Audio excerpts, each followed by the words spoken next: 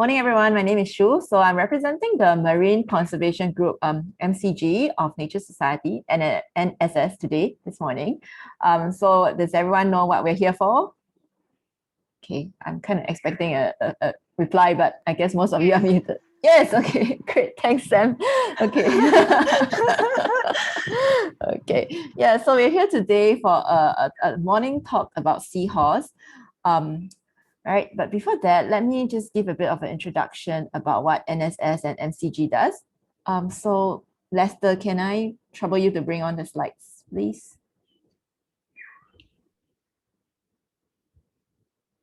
Cool, okay, great. Thank you so much. Okay, yeah, so we're here for the Young Marine Biologist session today and tomorrow. And today we're talking about Seahorse. So before that, let's go to the next slide. So I'm sure all of you know that the session is held by the Nature Society of Singapore, NSS. So NSS is a non-government, non-profit organization, and we work to foster awareness and appreciation of nature and to advocate the conservation of these natural spaces in Singapore. So today and tomorrow, we are especially talking about marine creatures and marine environments, and we have a series of young marine biologists joining us both today and tomorrow. And today we'll be talking about Seahorse. Okay, so next slide, please. So some other activities that NSS organize includes things like guided nature walks. We have bird watching, butterfly watching. We have workshops as well. I'll share a bit more about this later on at the end of the session. And the MCG, which is Marine Conservation Group, is the group that's organizing these events today. It's just one of the many interest groups that NSS have. So under the MCG, we are formed to encourage understanding and protection of marine nature in Singapore and Southeast Asia. So the activities include focusing on increasing awareness and limiting threats to the marine ecosystems. We also look at conservation projects that include endangered species monitoring and other governance initiatives, right? Sorry. Okay. Yeah, so before we commence the session today, there are a few Zoom tips that I want to share. So first of all, you will notice that almost everyone is muted, so you are not able to unmute yourself. And then secondly, please turn off your videos as well so that we can help with everyone's bandwidth. And thirdly, you may want to switch to the speaker's view. So if you click on the top right-hand corner of your Zoom window, there's a view button. If you click on that, you can switch to the speaker view, and then you will just look at the speaker, right? You won't see like 49 other faces. Okay, all right. And then at the end of the session, we'll have some time for Q&A. Okay, so if you have questions for the scientists or for our panelists today, you just type them in the chat box and then send them to Zachary. Do you know how to do that? Okay, so I'll just quickly explain. If you go to the bottom of your your Zoom window, you can see chat. If you open it, and then you can just type in your question there, and then you can choose to Zachary. Okay, so just send them to Zachary, and Zachary will compile the questions for us. Okay, and lastly, you will also notice that this session is being recorded, and then it will be uploaded to our YouTube channel after these 2 days. All right. Okay, so without much further ado, I want to introduce our very talented speakers today. So today we have 3 young panelists. We have Zoe, Brandon, and Adia. So Zoe, can you just come off your mute and say hi and wave to everyone? Hi. Okay, hi Zoe. So Zoe is from Fairfield Methodist, and she loves the marine environment, exploring beaches, swimming and snorkeling, and she is fascinated with marine animals. So she is very fortunate to have visited various islands with her family, and she's done snorkeling and she's done intertidal walks. She's also very, very privileged to have the opportunity to to contribute to the conservation by volunteering to collect data on turtle hatchlings. Oh wow, okay. Very cool, Zoe. And participating in their release. Okay. So apart from her love for marine animals, Zoe also loves jazz dancing. Very good, Zoe. Maybe later you show us some of your moves, is it? Okay. Thank you, Zoe. Next, we'll have Brandon. Brandon, can you say hi? Hi. Hi, Brandon. Good morning. So Brandon is fascinated by the abundance and life and colors found in the coral reefs. His love for biology makes science one of his favorite subjects in school, and he enjoys learning about the life cycles of animals. His hope is that no animal will go extinct. And apart from marine animals, he also enjoys playing computer games. All right. And lastly, we have Adia. Adia, can you say hi to everyone? Good morning, everyone. I'm Adya Kumar. I'm in P5 and I'm from Marymount Convent School. Hi. Thank you, Adia. So Adia is an inquisitive and eloquent girl, and she's very, very fascinated by hammerhead sharks. Wow, okay. So her first encounter with marine life was when she had the chance to swim with dolphins while on holiday. I'm so jealous of you, Adia. Okay. Adia learned the importance of our oceans and how she greatly depends on it through various documentaries. And she's an award-winning young orator who is also a part of her school's science Olympiad. And she, apart from marine creatures, she also enjoys playing badminton and reading. Very cool. All right, and now the last person I really want to introduce today is our moderator, Miss Sam Shru-Chin. Okay, hi Sam. Hi. Morning. Morning. Can you say a word or two to our audience? Oh, hi everyone. So do ask us a lot of questions. I think we are very well prepared, right? And we're going to have a lot of fun today learning about seahorses. Okay, so Sam is actually a marine biologist, a researcher, and also the co-founder of an organization called Are Seahorses. So she's an avid diver, she's a coral scientist, she's an educator, and she works at the Reef Ecology Lab, Tropical Marine Science Institute under NUS. So she spends a lot of time underwater, and that gives her the experience to the opportunity to experience first-hand impacts of human destructions, especially on marine debris. So with the main intention to raise awareness about marine debris and local marine biodiversity, Sam co-founded Our Singapore Reefs to connect like-minded marine enthusiasts through diving and through education outreach programs. So Sam is an aspiring science communicator, and currently she's exploring ways to increase public knowledge and appreciation in marine science. And through this effort, she hopes to inspire stewardship among the youth to do their part in environmental conservation. So today we are very fortunate to have Sam with us and to share her knowledge about the marine life and about Seahorse, and to have the talk and the conversation with our three young panelists. So without much further ado, I'll hand over the time to Sam and our young panelists. So take it away. Okay, so thank you, Shui, for the great introduction. And also thank you, Nature Society Singapore, for the opportunity to share. And also Zoe, Brandon, Adia, for being alongside with me for this session. Okay, so I'm going to share my screen. Can you see my screen? Okay. Okay, so my name is Sam and I'm a coral scientist. So this is what I do. I grow corals and I put them back into the sea. Okay, so I dive a lot. I spend a lot of time underwater. So you can see this is what I'm doing. I'll go and dive around the world, okay, and checking out corals, writing down what kind of species there are, and looking at different kind of animals that live in coral reef. Okay, so mainly I'll go around and check if they're healthy, are they growing well, so that we can find the best corals that actually grow in Singapore, and also see if what kind of impacts that the coral reefs are facing. Okay, you see the water very blue, right? Do you think this is Singapore? No. Okay, this is actually in Indonesia, right? But I also spend a lot of time in Singapore. And we also know coral reefs, they support marine life, right? They provide them with food, shelter, and some of the animals, they use them as a home. Okay. So when we build all these structures, sometimes I also spend a lot of time looking at all these animals that really make use of all these corals on the structures. Okay, so what kind of animals can you see here? You see this is a baby cuttlefish, and then you have crab, you have fish, you have slugs, and then you have pufferfish, and also some kind of fish that's swimming around all these structures. Okay, and I always take a lot of photos of them. And you know what? I tell you, after diving for almost 7 years in Singapore, right, I only managed to find seahorses 7 times. Okay, because they are master of disguise, right? And it's very hard to find them. Okay, and usually they always hide around corals and seaweed. So because it's Sunday morning and I'm the first session, let's play some game. Okay, let's play hide and seek. All right. Okay, what is this? This is a tiger tail seahorse. So do you know why it's called that? Look at the tail, it's stripy, right? And look like the tail of a tiger. So when you find this kind of seahorse is usually hiding among like little gaps like this. Okay, and oops, they swim away already. Okay, so let's find this.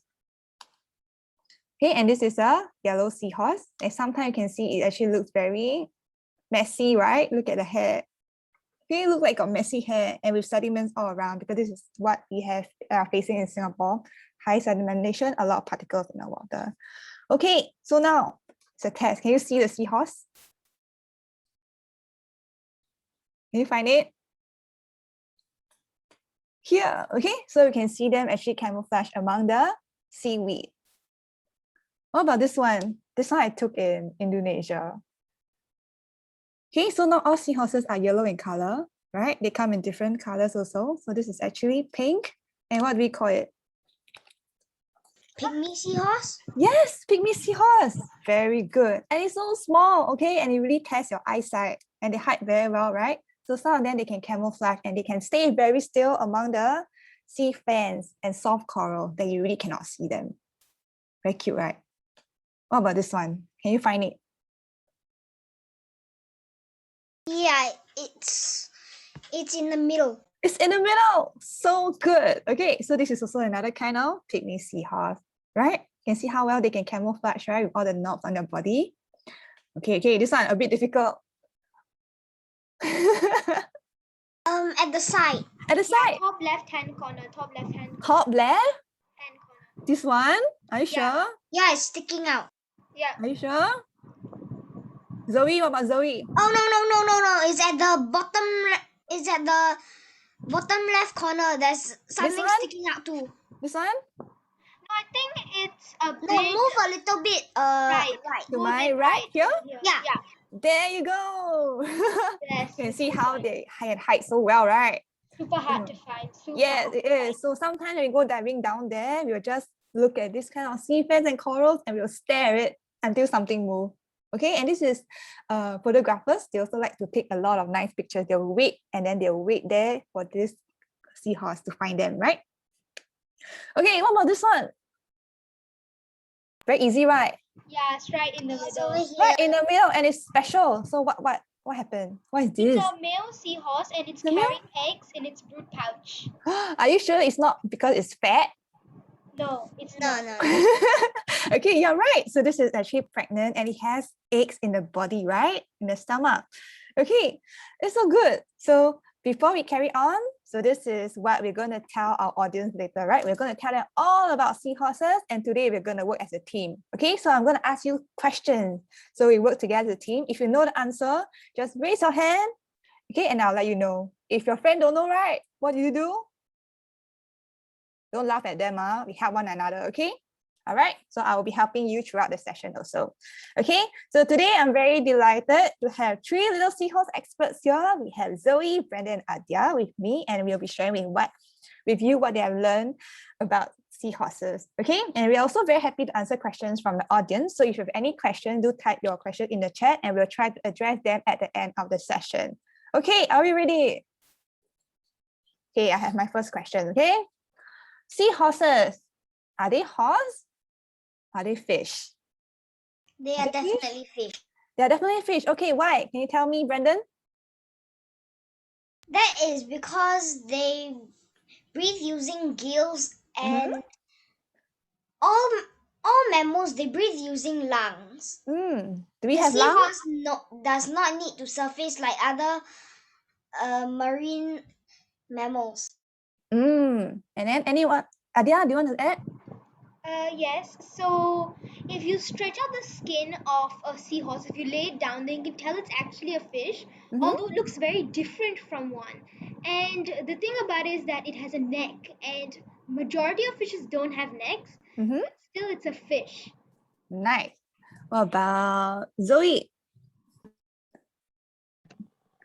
The seahorse is a fish because the mammals have hair and the seahorse doesn't, so it's considered as a fish. And for the other groups of animals, they have different characteristics as a fish, and the seahorse has the like the same characteristics as the fishes. And also they have, what do you call this? Fins. Fins, right? Like same as fish, right? That can help them to move around. Okay, so good one. Good start to this session. And do we know how many different types of seahorse are there in the world? 47. 47. Correct or not? According to Project Seahorse, there are 46 species of seahorses and counting. Correct. Like, people like you go diving, you discover more fascinating types of seahorses. So hats off to you. That's true. So we have at least 46 species, right? And counting, like what Adia said, because there's so many animals out there that we also don't know. And for divers and snorkelers and intertidal, those people who go on intertidal, if you spot any interesting seahorse or species, you can take pictures and then you send them to the scientists, and you might never know, you might find new species, right? Okay. And okay, I want to ask Zoe, where do seahorses live? Seahorses live among seaweed and they live among seaweed and corals. And corals. Camouflage from their predators. They can camouflage so well, right? From you see and in the photos. And where else? Do they stay in? Can you find it in mangroves? No, I'm not really sure. You can find it in mangrove. Okay, there's some kind that actually stay there, and usually they'll find themselves in places that provide them with food and also shelter, right? So that they can camouflage really well. So let's talk about food. What do they eat? What's their favorite food? They usually eat microorganisms living on the seabed. An important predator for those organisms on the seabed. And like little streams, right?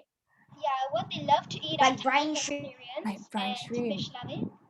And fish larvae too. And can they eat a lot? Oh yes, they Yes. eat a lot. They can eat up to 3,000 pieces of brine shrimp in a day. Wow. And then they can keep growing. The one some of them look so fat. Don't know whether they're pregnant or not, right? They have voracious appetites. They have voration. Wow, that's a very big word. Okay, and yeah, fun fact, an adult they eat about how many times a day? 30 to 50 times a day. Do you eat that much a day? No. No. Right? Yeah, and okay, so when you talk about eating, how do they eat? Do they have mouth and teeth like us? No, they don't. So basically, they use their snout to suck up food, not very differently from a vacuum cleaner.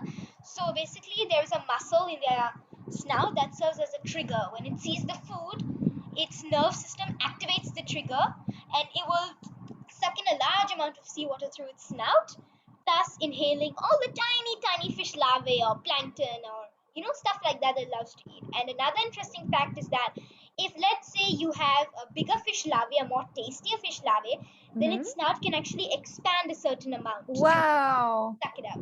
that's crazy. Interesting, right? Yeah. Okay, and also all this food they can actually eat so much because why? They can pass through the whole digestive system very fast. Okay, all right, I want to ask Zoe this question. Do you know how big are seahorses? What are their size? How small can they be? The smallest size is the size of a paper clip. Paperclip. Wow, that's about 2 cm, 1 cm, around there, right? Yeah. What about the biggest one? The biggest one is Adi? about,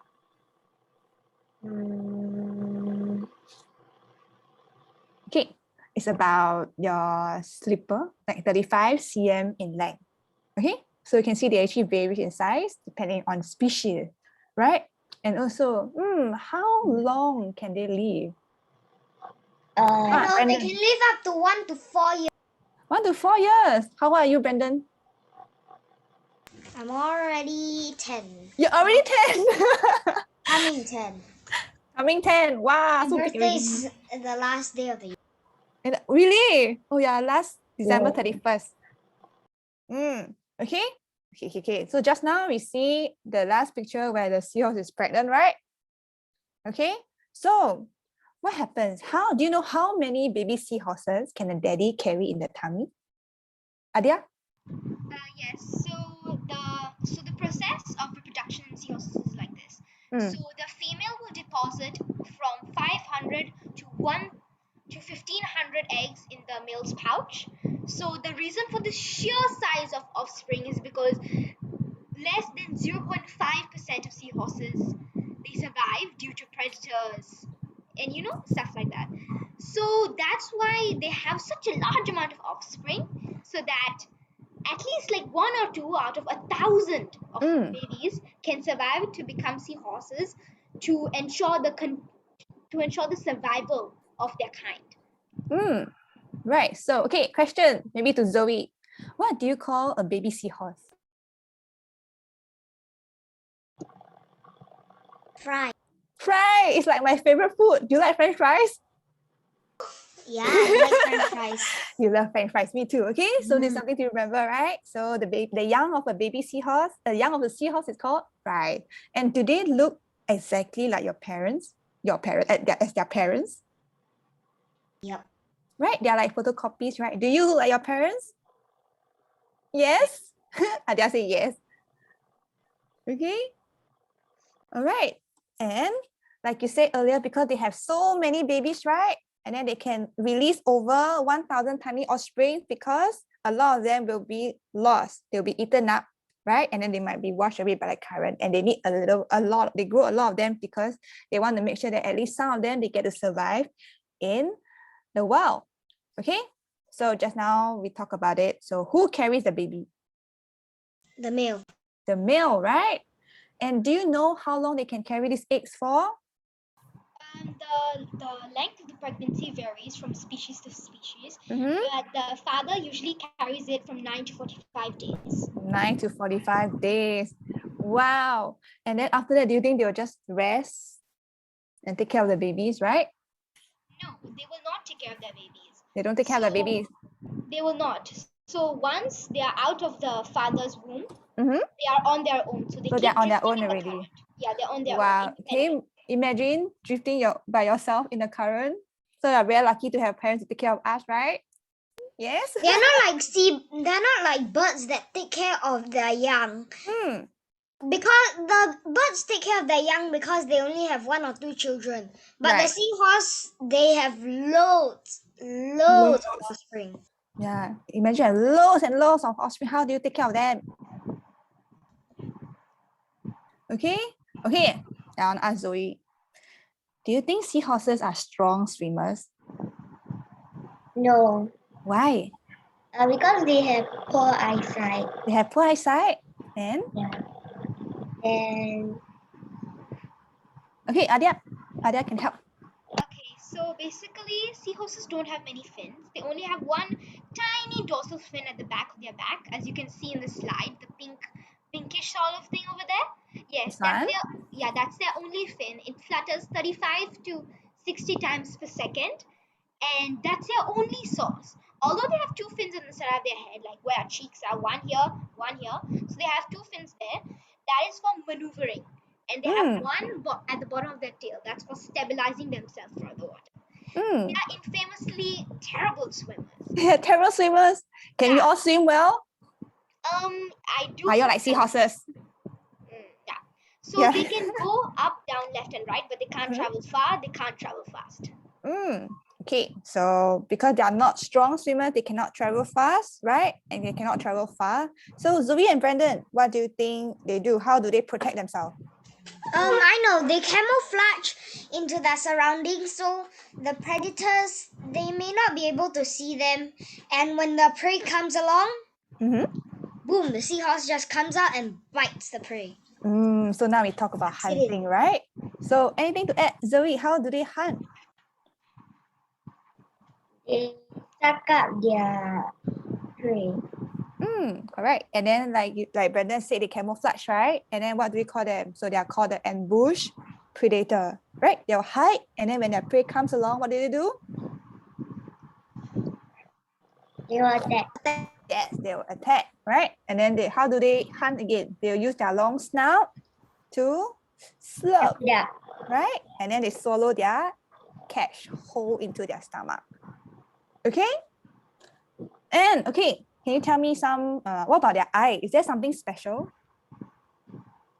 Yeah, Brandon, their eyes are independent on each other. Means what? if one looks up, the other can look down. Can you do that? No. No. So why do You they? can do that. So they can actually move independently, right? Then it makes it easier for them so that they can actually find their food easily. Correct? Okay, Zoe. Can seahorses change color? Like chameleon? They can? Huh? Why? Why do they do that? It's to camouflage, so they won't get caught by their predators. Correct. And then they can actually blend seamlessly with their surroundings, right? Like corals, like algae. And then some more they don't move so much. Correct? So they can just hide there quietly and waiting to ambush their prey. Okay? So you know seahorses, right? Their tail. It reminds me of a body part of an animal. Right? Like what? Elephant? Snake? Trunk, right. So what's so special about it, the seahorse tail? It is curved, not like other fishes. Is it strong? It is fairly strong, and they use it to hang on to seagrass or coral, or if there's no seagrass or anything around, they can even hook on to each other like this. Right. And then we call this prehensile Tail. tail. Okay, and because they can try to anchor themselves onto objects, right? So will they get washed away by the current? If the waters are very rough, then yes, but if they're holding on to something, then no. Right? Okay, so this is how they used to hold on to seagrasses, seaweed, and coral. Okay.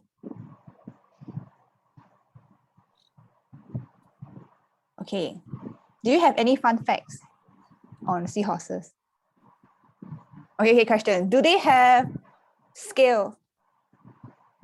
No, they don't. So they They have don't? this bony armor, and they have rings that extend all the way into their body. So I'll use this diagram over here. So do you see the lines in the seahorse's body? Here?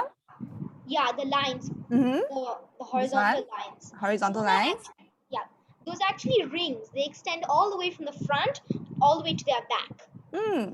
So this protects them, and because of this protection, most predators can't eat them. Only like penguins and crabs and those Penguins eat them.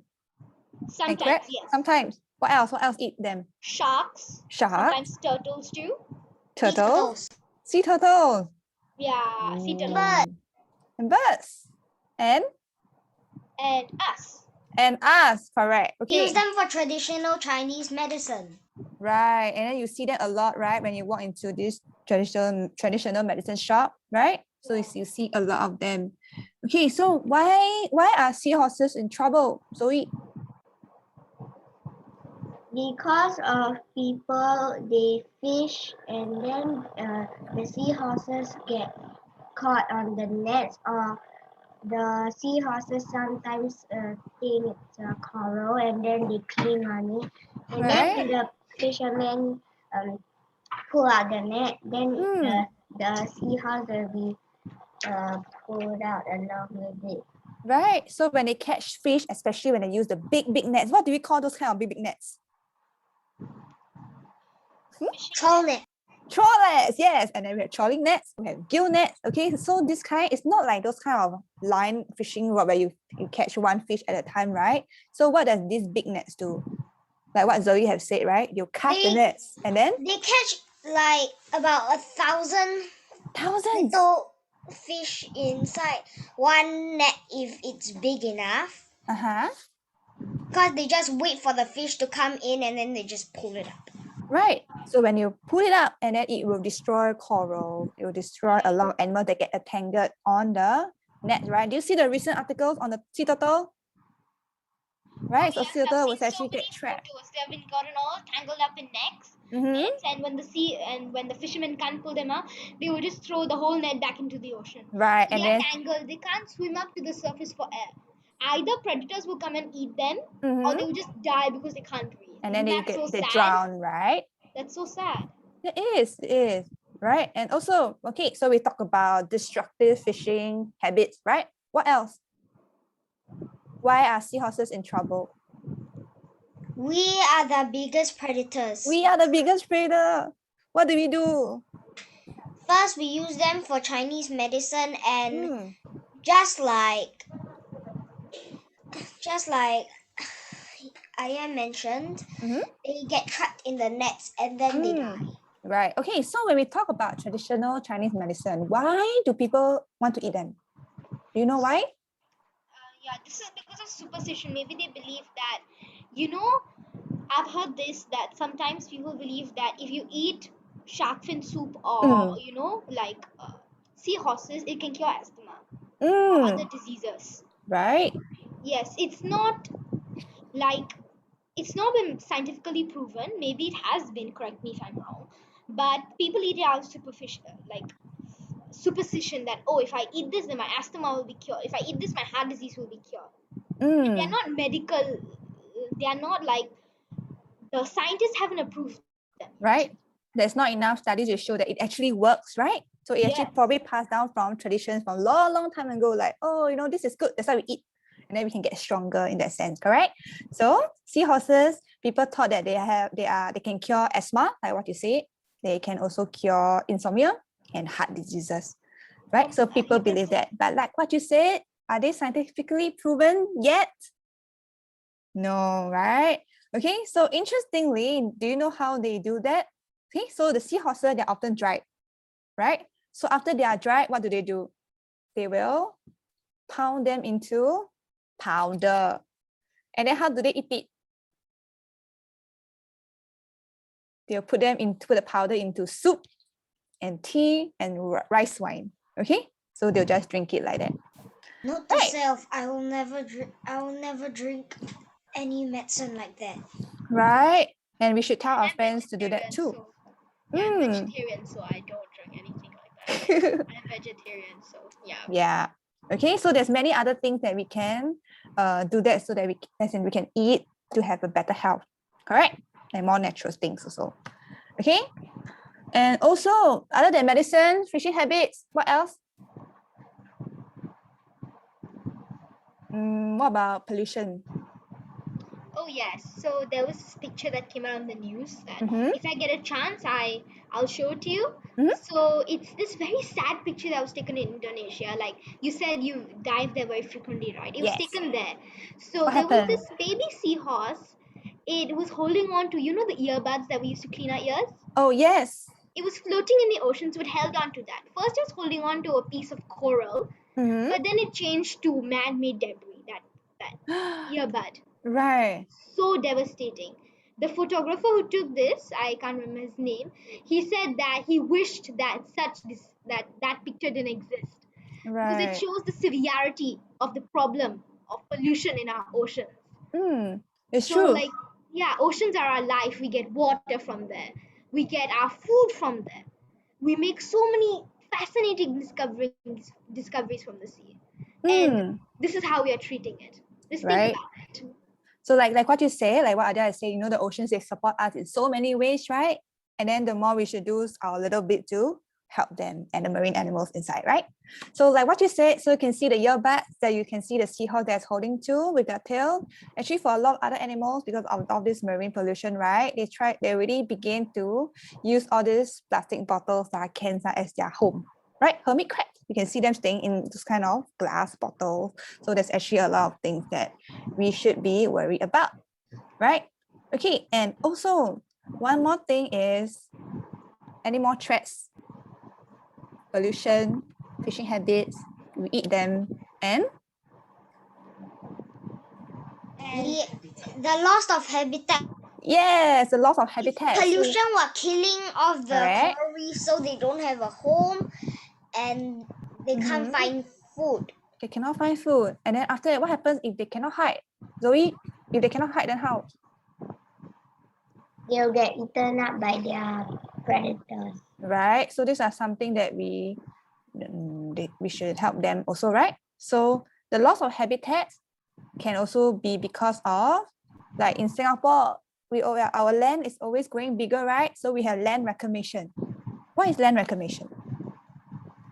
It's like you we claim Mhm. land, but actually you're supposed to is actually sea, but then you make it to land.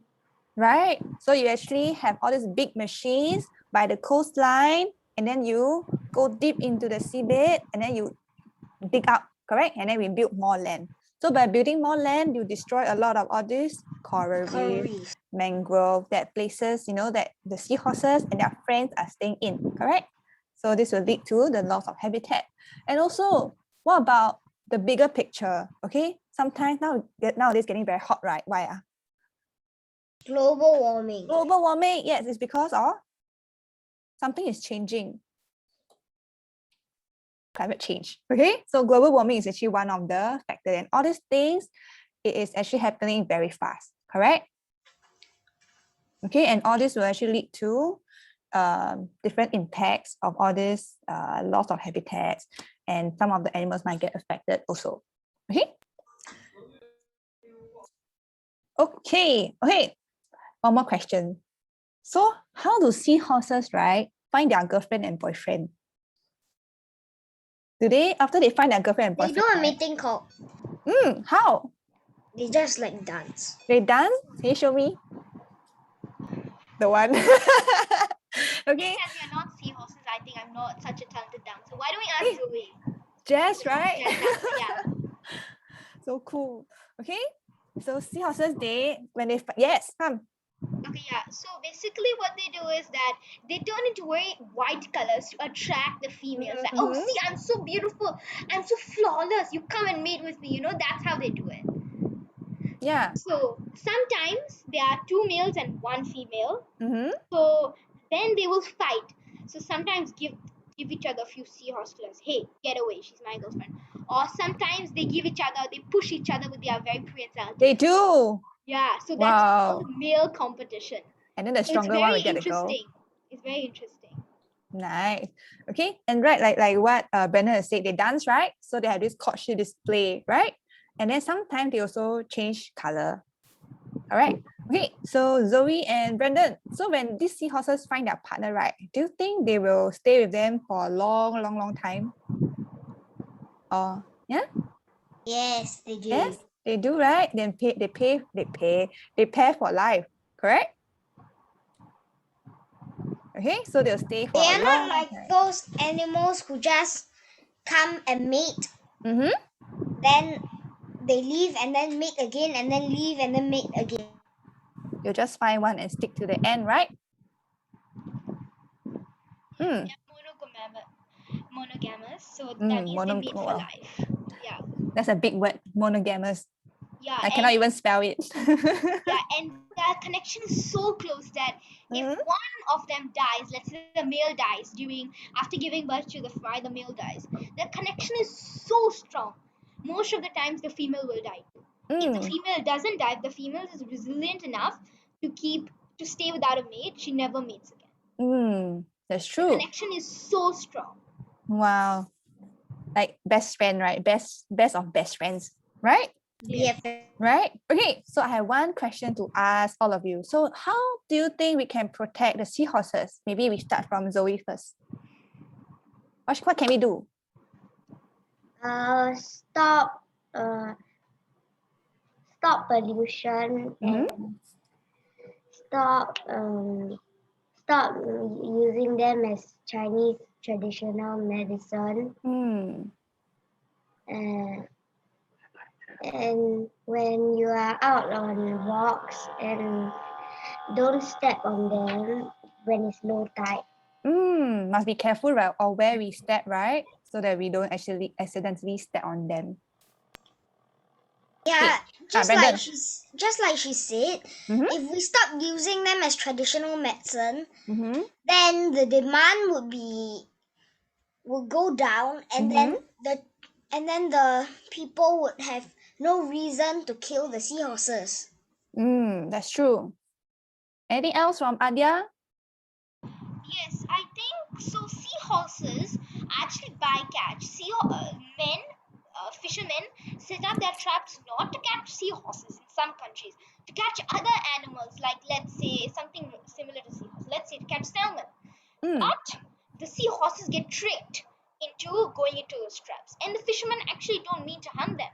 They mean to hunt some other animal. So we have to be more responsible with the traps and the bait that we use.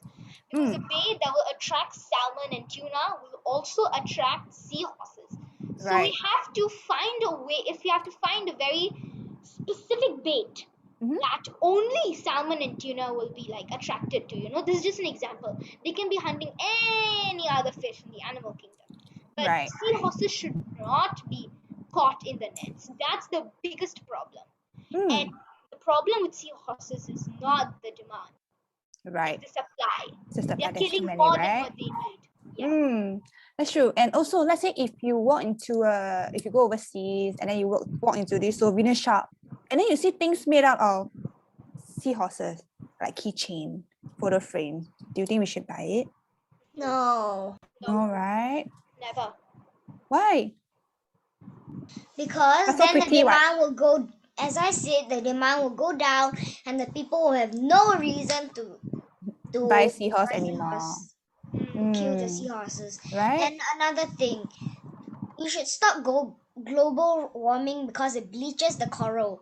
Therefore, the seahorses would lose their home and they will not be able to feed.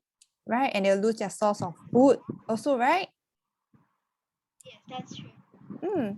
And then you see, I think one of the big problems that we have is also exploitation of, like harvesting, and then where people bring home all these seahorses, and then what do? They keep as pets, can or not? So if you really, really want a seahorse, if you know how to care for it, if you're an advanced person, like you know how to care for them, you've had them before. The 3 things that you should do is, number 1, get those who are bred in captivity, not those from the wild, because this will save you and this will save them. So those who are bred in captivity, they don't insist on live plankton. You can just drop dead plankton and they'll just eat it. But the wild ones, if you give them frozen food, then they might even refuse to eat. Okay, so that's the first thing. Second thing, don't ever take seahorses that are endangered species. Don't. Okay, because seahorses the whole species has already been labeled as endangered. Right. Don't take endangered species. What does endangered means? Endangered means that they are going to go extinct very soon. Is that right, You can actually avoid them going extinct, but the chances of them going extinct is high. Is high. The way, right? Correct? Okay, yeah, the third right, and then what else? Third thing? The third thing is that go local. Don't go take exotic seahorses from other countries. So when they are being imported, they might be kept in dirty and cramped conditions, not even been given good quality water. That can cause pneumonia in seahorses. So they might not even be given food. So their bellies might be caved in, which should never ever. A seahorse should never look like that, unless it's a female that has done an egg exchange. That's an exception, so that's okay. But go local if you really want to have a seahorse. All in all, they're very interesting, but you should know how to take care of them. It's not like, you buy it, you see swimming around, then oh no, I can't afford this shrimp, I can't afford to get this huge tank with a water filter and everything. If you want to get it, be responsible. It's just as you need to take responsibility as you would take for a baby or even a dog or a cat. So know what to do. Right. So when you decide to get something, you must know how you want to take care of them, right? Zoe, do you want to say anything, or you were just stretching? Okay, so if you cannot take care of the seahorse, where should you go? You can actually just look at them, right? Yeah, go to okay, just look at them and then admire them. Okay, all right. So I'm gonna share some of the conversation message. So a big thank you to all of you. Okay, so let's give them a round of applause. Okay, job well done. Okay, so I'm gonna share my slides again. Okay, to see what else can we do. All right. So like what Adia, Brandon, and Zoe mentioned, all the seahorses are in trouble, right? So according to all this IUCN rate list of threatened species, you can see this 14 species of seahorses, they are threatened, correct? So you can see after threatened is vulnerable and endangered. So a lot of the species are actually here. Okay, but we can do so many things to make sure that they can actually shift up, correct? So that we can reduce the risk of them being extinct. Okay, so they fall under these two main categories now. So similarly, I cannot pronounce anymore. Okay, so similar like their relative, you have the pipefish, correct? And then you have the pipe horse, which is kind of look the same, right? A combination of pipefish and seahorse over here. And then this very, very pretty one. This is one of my favorite. And where can you see Sea them? dragon. Yes, where can you see them? Lagoons or maybe mangroves. Yeah, and only in Australia. Okay, so one day it's my dream to go there and dive and see them. Okay, so sea dragon, they look so pretty. Okay, so all of them are in the same family, right? And they are also in trouble. Okay, so this one is like it's our nightmare, right? Like we said earlier, so many of them, correct? And all these dried seahorses, they are mainly used for traditional Chinese medicine. Okay, and like we said earlier, they are taught to that they can cure what? Asthma, skin infection, and heart disease. But however, like what Adia said, they are not backed up by scientific research. Okay, and there's no evidence that all these things, they can display these properties that they believe to do so. Okay, and then also aquarium trade, right? So you can see all these wild seahorses, they are also sometimes collected for aquarium trade. So despite many places, okay, having this kind of trade bans, a lot of countries are banning the exportation already, but there are still a lot of illegal trade that is ongoing. And they have a lot of like harvest this kind of and supply, like what you said, right? A lot of supplying a lot of these seahorses by in huge demand. Okay, and something very sad. Now we're going to look at all these very sad pictures. Okay, so seahorses are also caught accidentally by all these nets, right? So like this one, do you know what is this animal here? Look like flower one. Have you seen this before? Sea anemone? Yes. Zoe? It's a feather star. Yes, it's a feather star. Okay, good guess, Brandon. So this is a feather star. You can see how they get entangled, right? So seahorses also, you know, some of their body part, especially the tail, might get entangled. Yeah, sponge lah, seaweed lah, seagrass all these animals. They tend to get trapped in this kind. So imagine you yourself also get stuck there, you cannot come out. Correct? Okay. So when they actually catch, they're called bycatch, right? So a lot of fisheries or fishermen, they don't want all these seahorse. So after that, what do they do? They'll just Throw them in the ocean. throw them in the ocean. And some of them, they forgot to remove, they might end up dried up on the deck. Correct? And fun fact, do you know, okay, not very fun, but it's a very sad fact. So because of all this bycatch, right, how many millions of seahorses are caught? 37 million seahorses, okay, are reported to become bycatch each year. Okay, when fisheries, they use this kind of big nets like trolling nets and gill nets. Okay, and something scary about all this net is what happens? How do they use these nets? They will throw the net into the sea and then what they do? Pull it out. Correct. Before they pull it out, they'll drag across the seabed, right? To catch as many animals as they can. And then what happens to the seabed? What happens to the corals? They all die. Yeah, they get destroyed and some of them might get pulled up, right? So our animals' homes are destroyed also. Okay, so because of all these things, you have also what's this? Pollution. Pollution. What kind of things are these? Those are plastic bottles covered in sediments. Okay, like algae lah, sediments. So this kind of things, they can also destroy animals' home, right? So yeah, those plastics, they become microplastics, and yes, correct. When some marine animals, they eat it gets stuck, and then they don't feel hungry, but they're actually very hungry and they just starve to death. Keep eating, right? Because the thing is stuck in their stomach, correct? All right, so this is also something that things are happening, right? All this plastic, they'll start to break down into small pieces and microplastic, okay?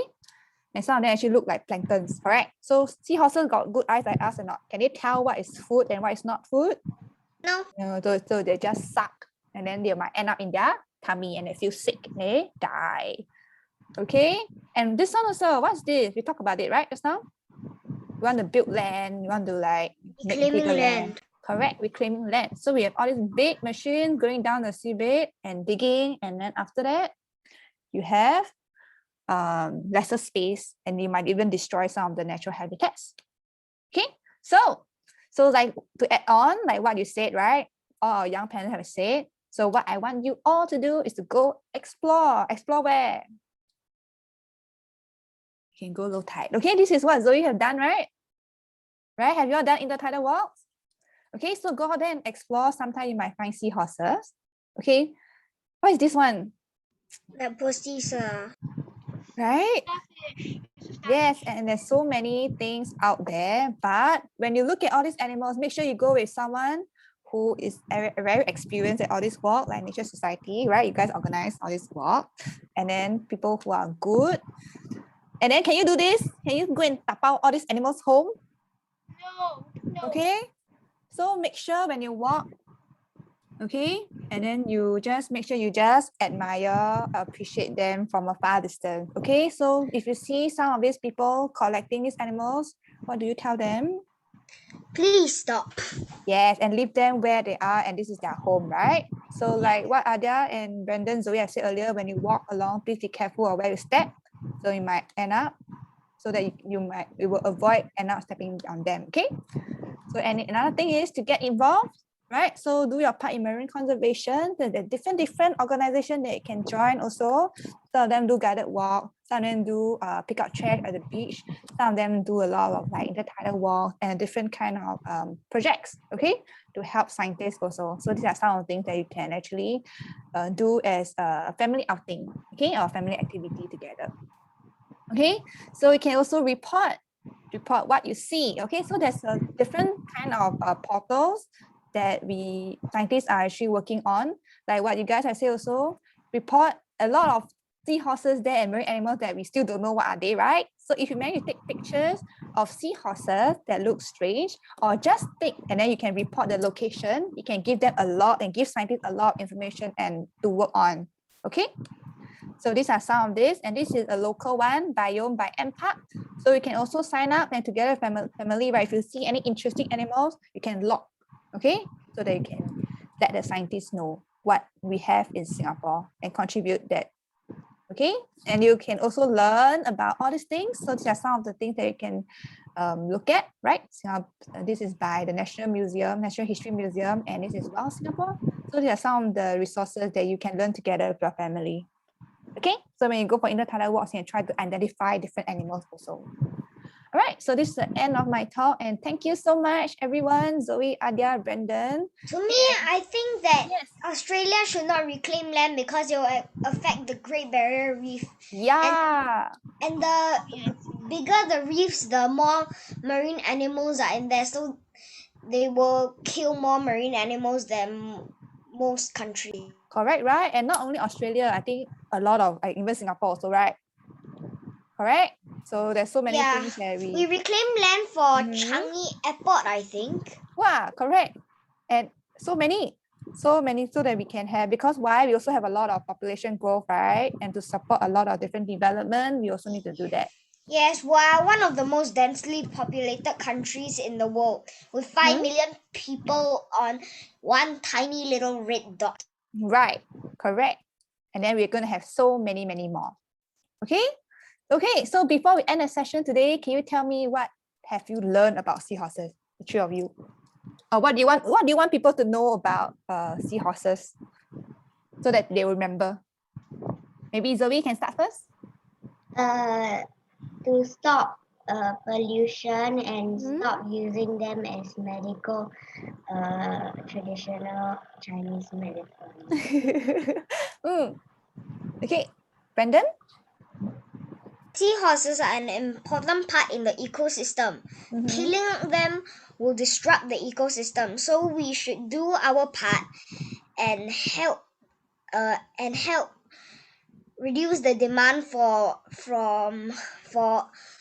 things that are made up from seahorses, so that the people will have no reason to kill the seahorses and make their body parts into souvenirs.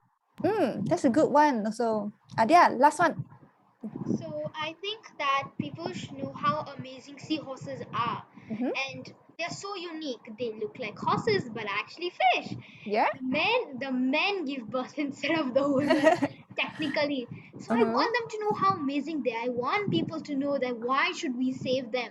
And I want people to know that, let's say you were a seahorse, how would you feel? your home is destroyed. It's like an earthquake, right? Right. Your whole house is crashed, all destroyed. How would you feel? I want people to reflect from this session. If you're listening, then I want you to do this. Reflect. And how can you save them? Stamp out destructive fishing, stop climate change, and stop throwing trash into our oceans. Thank you. Okay. So before we go, we have one last question from this audience, okay? Oh, wait, fun. Last one, do seahorses have teeth? No, Zoe. No. They don't have? Because they just suck in the prey without chewing, they just swallow it whole. And fun fact, a seahorse type is called hippocampi. That word actually originated from a myth from ancient Greece.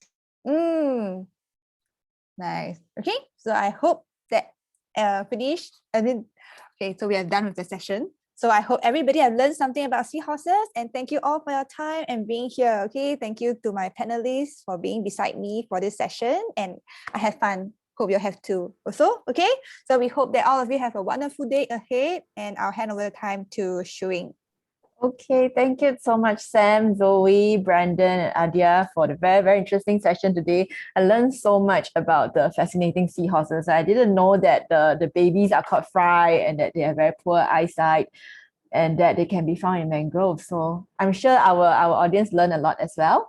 So everyone, if you enjoyed the session today, we hope that you will continue to support the Nature Society. So very generally, NSS does nature conservation and also like education outreach like the sessions today. Next, please. So NSS is an NGO and it's mostly run by volunteers. So like myself, Lisa, some of the organizers working in the background. And if you feel inclined to support our work, we would like to invite you to join us as members. So next slide, please. Yeah, so how you can help, you can join us as members. You can join us on our environmental programs. You can donate to us. You can support us in our activities. Next slide. And you can find us on social media as well. So these are our social media links. You can take a screenshot if you want, and you can check out the websites later on. And of course, when the time is right, when COVID restrictions are lifted, we look forward to meeting all of you in person again. Okay, so once again, we like to thank our young panelists, our experts today, Zoe, Brandon, Adia. Thank you so much. A round of applause for you guys, and especially for Sam as well. Thank you so much for sharing your knowledge with us today. We've come to the end of the session. And on behalf of everyone, the speakers, the organizers, we want to thank all our audience for being here with us. Our next session will be at 1 o'clock and we'll be talking about sea stars. So if you're interested, please join us.